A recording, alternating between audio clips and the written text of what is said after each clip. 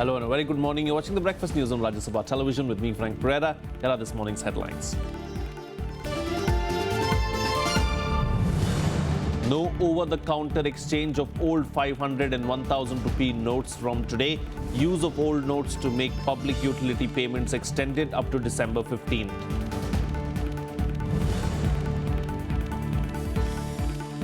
Demonetization debate to continue in the Rajya Sabha today. On Thursday, former Prime Minister Manmohan Singh warned the GDP growth will plunge by 2%. Government rejects contention.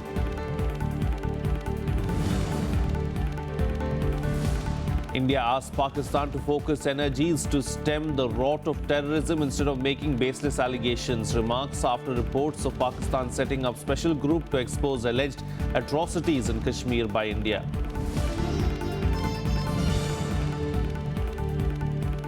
And at least 100 Shia pilgrims killed in a suicide truck bomb attack in Iraq. Islamic State claims responsibility. Well, the government issued new guidelines on the use of old currency notes. From today, over-the-counter exchange of old notes won't be allowed. However, some more categories have been added to the exempted list. Old currency can be used for utility bill payments till December 15th now. Exchange of old currency notes of 500 and 1000 rupees over the counter has been stopped. The old notes can, however, continue to be deposited in bank accounts up to December 30. Also, the use of old currency notes for payment of public utility bills has been extended up to 15th December. However, some more services have been added under the exempted category. Now, payment of fees up to Rs 2000 per student has been allowed in schools and colleges run by central and state governments, municipalities and local bodies.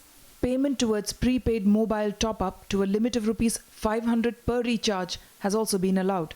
Purchase from consumer cooperative stores has been limited to Rs 5,000 at a time. The payment of current and arrear dues to utilities will be limited to only water and electricity. Foreign citizens have now been allowed to exchange foreign currency up to Rs 5,000 per week. And payments at toll plazas can be made through old 500 rupee notes from 3rd to 15th of next month. The toll-free arrangement will continue on highways up to 2nd December. However, payments for the transactions under all the exempted categories will now be accepted only through old 500 rupee notes. Finance Minister Arun Jaitley held a video conference with CEOs of all public sector and private banks to review the status following the withdrawal of old currency. Jaitley said the purpose of the exercise is to move towards a cashless economy. Now, one of the principal objects of the reform with regard to currency that has been undertaken by the government is that physical currency must shrink, but the economy has to expand and the trade has to expand. And therefore, what shrinks has to be substituted and further expanded by the digital mode. The opposition, however, has been highly critical of the government. West Bengal Chief Minister Mamata Banerjee saying interim changes won't work as they are not a solution to the issue. She claimed vast sections of society will be totally left out because of the centre's policy. The Congress said the centre is misleading the people. It's a very harsh decision in the sense that, people who earn wages, which they are getting in old currency, same day they cannot go to the bank. They never said that, exchange will be stopped on a particular day. When they take decision, they don't even care for the hardship of the people or what type of problem people will have. The centre has informed the Supreme Court that the purpose of the government's dramatic announcement on November 8th was to eradicate black money and slush funds operating since independence, which allowed a parallel economy to exist that hit the poor and the middle class. Bureau Report, Rajya Sabha TV. Now here's how people from major cities in the country reacted to the new guidelines given by the centre. इसमें तो बहुत दिक्कत होगा क्योंकि अभी जाएंगे bank जाएंगे ना ऑफिस जाएंगे हम लोग तो प्राइवेट फर्म में काम करते हैं इसलिए तो पैसा वैसा नहीं मिलेंगे तो कैसे काम चलेगा पूरा हफ्ता भर का रेशन मार्केट भी जाना पड़ेगा सब जगह से दिक्कत है अभी तो प्रॉब्लम है और प्रॉब्लम में हम लोग है 24th सेंचुरी में रह रहे तो होना ही चाहिए अकाउंट अगर नहीं है तो खोल लीजिए और इतने दिन तो टाइम दिया है एक्सचेंज करने के लिए अगर किसी ने किया नहीं होगा तो अकाउंट में डालना चाहिए बस सही ठीक ही तो है ठीक है तो क्या है ना, मैं इसका स्वागत कर रहा है। ठीक है, जो काम अभी भारत का प्रधानमंत्री नरेंद्र भाई मोदी किया, ये हम लोग का थोड़ा सा तकलीफ हो रहा है, लेकिन ये सही डिसीजन है। ये गलत है एक्चुअली, इसके लिए 2-3 महीने का टाइम देना चाहिए, क्योंकि पब्लिक एक बैग सभी लोग जाके लाइन लगाते हैं, किसी का नोट चेंज होता है, किसी का नहीं होता है, लोग अपना काम छोड़ के जाते हैं, 2 दिन लगता है, 3 दिन लगता है, ये गलत है। कम से कम 2 से 3 महीने का टाइम होना चाहिए। एक्सचेंज तो नहीं करना चाहिए था, एक्चुअली ये सब गलत बात है। एक्चुअली ये गरीब लोगों को सताने का काम है। अभी गरीब 2000 की नोट लेके सब्जी के जाएगा, 100 रुपए की सब्जी लेगा तो कोई 2000 रुपये उसका छुट्टा देगा नहीं। हाँ सही है, इसमें एक एडवांटेज ये है, जो लोग सिर्फ एक्सचेंज कर रहे थे तो एटलीस्ट वो स्टॉप हो जाएगा, और जो आदमी लोग जेन्युइन आदमी लोग अकाउंट में जाके जमा करके ले सकते हैं, that's a positive sign from the government. इसमें सबसे पहले गवर्नमेंट को ऐसा करना था कि ताकि जो 31 दिसंबर तक पीरियड रखा हुआ था, वो पीरियड लगभग वो और थोड़ा एक्सटेंड करते, एक्चुअली 15 डेज मिनिमम, तो थोड़ा बहुत पब्लिक को भी रिलीफ मिल जाता, थोड़ा बहुत मार्केट में पैसा भी आ जाता, चिल्लर भी की दिक्कत नहीं पड़ती और पब्लिक को इतना सफर नहीं करना पड़ता था। नहीं देखिए, इससे सब लोगों को तकलीफ हो रहा है, हम लोगों को भी बिजनेस में मार पड़ रहा है। अभी लोग पैसा नहीं है, इसकी वजह से सबका बिजनेस ये हो रहा है, बहुत तकलीफ हो रही है। अब हम लोग रोज के कमाने वाले हैं, अब ऐसे में अगर बैंक में 2000 ले जाके लाइन में खड़े रहेंगे तो फिर हम इधर काम क्या करेंगे। जो कुछ है चल रहा ठीक है, लेकिन अभी ये समस्या गरीब वर्गों पर ज्यादा पड़ जाएगा। अभी इसके लिए समय थोड़ा ज्यादा मिल जाए तो लोग कुछ अपने हेल्प के लिए कुछ और कोशिश कर सकते हैं। That was the Countman, of course, responding to the new guidelines as far as demonetization is concerned. Now, the debate on demonetization will continue in the Rajya Sabha today. On Thursday, former Prime Minister Manmohan Singh resumed the debate on demonetization in the upper house in the presence of Prime Minister Narendra Modi. Calling demonetization a monumental management failure, Manmohan Singh cautioned that the GDP of the country could shrink by 2 percentage points due to its poor implementation. The TMC and the SP also slammed the demonetization move. The cooperative banking system, which serves large number of people in the rural areas, is non-functional, has been prevented from handling cash. So, in all these measures convinced me that the way the scheme has been implemented, it's a monumental management failure, and in fact it is a case of organized loot and legalized plunder. Scathing words from the former Prime Minister on the government's decision to scrap high-value currency notes. Dr. Manmohan Singh's remarks came on a day when Prime Minister Narendra Modi attended Rajya Sabha during question hour. Thursday is the day allocated to questions pertaining to the Prime Minister's office. Dr. Singh hailed the objectives of the demonetization decision but warned that a 50-day period could be disastrous. Prime Minister has said that we should wait for 50 days. Well, 50 days is a short period, but for those who are poor and deprived sections of the community, even 50 days torture can bring about disastrous effects. And that's why about 60 to 65 people have lost their lives, maybe more. And what is more is, what has been done can weaken and erode our people's confidence in the currency system and in the banking system. Singh also stressed that frequent changes to the new policy, including revising amounts that people can withdraw, reflects poorly on the offices of the Prime Minister, the Finance Minister and the Reserve Bank of India. He also pointed out that the unorganized sector will take a severe hit due to the demonetization move. Scheme of monetization, the way it has been implemented, will hurt agricultural growth in our country, will hurt small industry, will hurt all those people who are in the informal sectors of the economy. Samajwadi Party's Naresh Agrawal alleged that the BJP unveiled the demonetization decision to reap political benefits in the upcoming Uttar Pradesh Assembly elections. मैं तो कहूँगा कि सदन से पास होना चाहिए कि भविष्य में अगर कोई चुनी हुई सरकार ऐसा निर्णय ले तो बिना दोनों सदन की परमिशन के किसी को निर्णय लेने का अधिकार नहीं। ये अधिकार पूरे देश का है, ये अधिकार पूरे देश की चुनी हुई जनता का है और जनता का रिप्रेजेंटेशन हम लोग कर रहे हैं। जब तक सदन में डिस्कस न हो जाए कैसे इस तरीके का निर्णय ले लिया जाएगा, और ये निर्णय श्रीमन बहुत घातक है। मैं तो कहूंगा ये निर्णय देश के हित में नहीं लिया गया, ये निर्णय उत्तर प्रदेश के चुनाव को देखते हुए लिया गया। Lashing out against the government, Derek O'Brien of the TMC stressed that dissident voices on demonetization shouldn't be dubbed anti-national.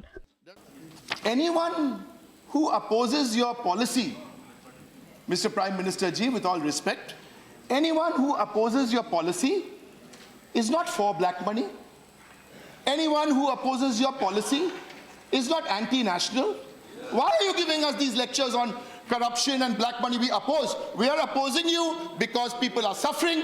We are opposing you because we believe the economy will be killed. Dr. Manmohan Singh's speech was preceded by sharp exchanges between opposition leaders and the finance minister. अगर माननीय प्रधानमंत्री जी यहाँ सदन के अलग अलग लीडरों को सुनेंगे, डिबेट में हिस्सा लेंगे, यहाँ हमें संबोधित करेंगे, तो मेरी मांग होगी कि अभी 12 बजे से ही डिस्कशन शुरू हो जाना चाहिए। Thank you. महत्वपूर्ण विषय है और हम भी चाहते हैं कि पहले दिन डिबेट हुई और डिबेट अच्छी चल रही थी और अचानक विपक्ष ने रणनीति बदल ली और डिबेट रोक दी। माननीय प्रधानमंत्री जी निश्चित रूप से इस बहस में हिस्सा लेंगे। विपक्ष से मैं अनुरोध करूंगा कि तुरंत डिबेट शुरू करें। However, during question hour in the presence of Prime Minister, the House unanimously decided to resume the debate on demonetization that was initiated on the first day of the winter session of Parliament. Kriti Mishra's report for Rajya Sabha TV. 0 hour was stalled in the upper house on Thursday as the opposition and the government sparred over the demonetization issue. The opposition pressed for Prime Minister's presence while the government insisted on an immediate discussion. As the standoff prevailed, the house was adjourned till noon. The logjam over demonetization persisted in the upper house for the 6th day in a row. Soon after listed papers were laid and 0 hour began, Leader of Opposition Ghulam Nabi Azad urged that the House should hear former Prime Minister Manmohan Singh on demonetization. The chair also agreed to Azad's request. शुरुआत वहीं से होती है, कुछ लोगों ने नहीं छोड़ी और माननीय भूतपूर्व प्रधानमंत्री डॉक्टर मनमोहन सिंह जी सुबह चाहते थे बोलना, लेकिन माननीय लीडर ऑफ द हाउस ने कहा था कि जब डिस्कशन शुरू हो जाए उस वक्त ये बोल सकते हैं। मेरे ख्याल में अब लीडर ऑफ द हाउस को कोई आपत्ति नहीं होनी चाहिए। However, Leader of the House and Finance Minister Arun Jaitley strongly objected to Dr. Singh being given an opportunity to speak outside the debate on the issue. The Honourable former Prime Minister is entitled to participate in that debate. But you can't say I will hold up the debate but give to the opposition a special opportunity to speak. That is something that is not acceptable. The opposition, however, hit out at the government for not allowing the former Prime Minister to speak while reiterating their demand for the Prime Minister's presence in the House. सभापति जी, पूरा विपक्ष एक मत है कि प्रधानमंत्री जी house में आए और तब इसके ऊपर डिबेट शुरू होगी और उनको पूरे समय तक बैठना चाहिए। मैं क्या करूं? सदस्यों की बात सुननी चाहिए। मैं क्या करूं? उनको जवाब देना चाहिए। प्रधानमंत्री क्यों भाग रहे हैं? Sir, if you have disallowed, that is your call. The point here is the former Prime Minister of this country has stood up. He wants to speak. Please take a seat in the House. Take a seat. I allowed him. In the House. The Congress members then marched into the well, raising the pitch against the government. As the verbal exchanges between the opposition and the Treasury benches escalated, the chair adjourned the House till noon. House is adjourned up to 12:00 hours. Kriti Mishra's report for Rajya Sabha TV.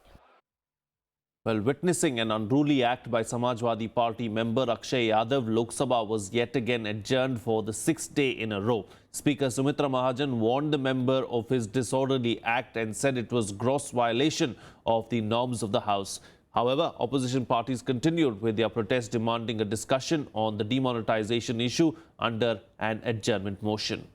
The opposition's demand to discuss the demonetization issue under an adjournment motion led to various adjournments in the lower house on Thursday.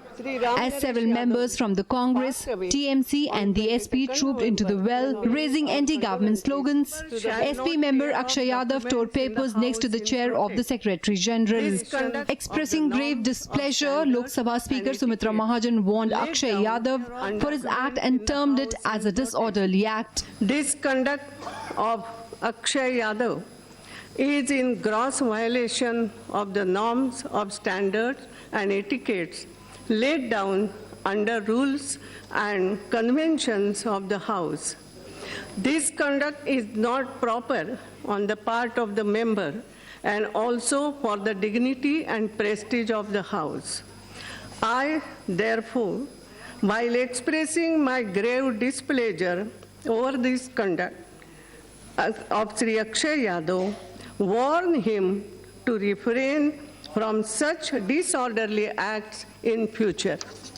The House was adjourned for nearly an hour soon after it met for the day, as a determined opposition pitched for discussing the demonetization issue under adjournment motion. The Speaker, however, rejected several adjournment notices given by members including Kamal Nath, Jyotiraditya Scindia, Dushyant Chautala and Dharmendra Yadav. Protests have disrupted proceedings in the Lok Sabha for the last 6 days. Pranav Goswami's report for Rajya Sabha TV. At 11 a.m. Well, India is trying to resolve the problems arising out of demonetization of 500 and 1,000 rupees currency notes in countries like Nepal and Bhutan, where the rupee is accepted as currency. The RBI is in touch with central banks of Nepal and Bhutan to find out an amicable solution to the related problems. Governments of both Bhutan and Nepal had raised questions about this. An interministerial task force is also looking into issues related to foreign nationals, NRIs and diplomatic missions in India. So both the Nepal Rashtra Bank and the Royal Monetary Authority of Bhutan are in touch with the Reserve Bank of India regarding facilitation of collection and deposit of Indian Bank old series notes of rupees 500 and 1,000 that are already in stock of the central banks and other financial institutions and general public in Nepal and Bhutan under existing provisions. The matter has been raised by both the governments of Nepal and Bhutan as well with us. The government is considering the matter, and the RBI will remain in touch with their counterparts in Nepal and Bhutan. Well, it's time for a short break now, but news and updates will continue on the other side. Stay tuned. We'll be right back.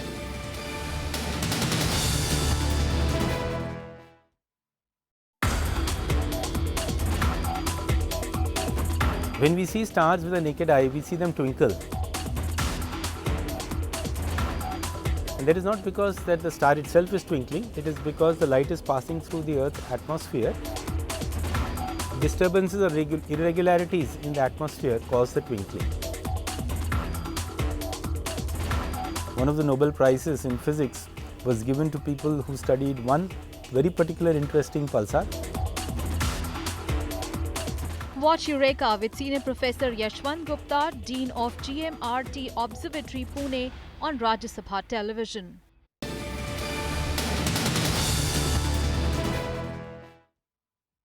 Welcome back. You're watching Rajya Sabha television. Well, the Union Cabinet on Thursday discussed amending laws to levy close to 60% income tax on unaccounted deposits in banks above a threshold, post demonetization of high denomination currency notes. There was no official briefing on what transpired in the meeting that was called at short notice by Prime Minister Narendra Modi. Sources said that the government was keen to tax all unaccounted money deposited in bank accounts after it allowed the banned currency to be deposited in bank accounts during a 50-day window from November 10th to December 30th.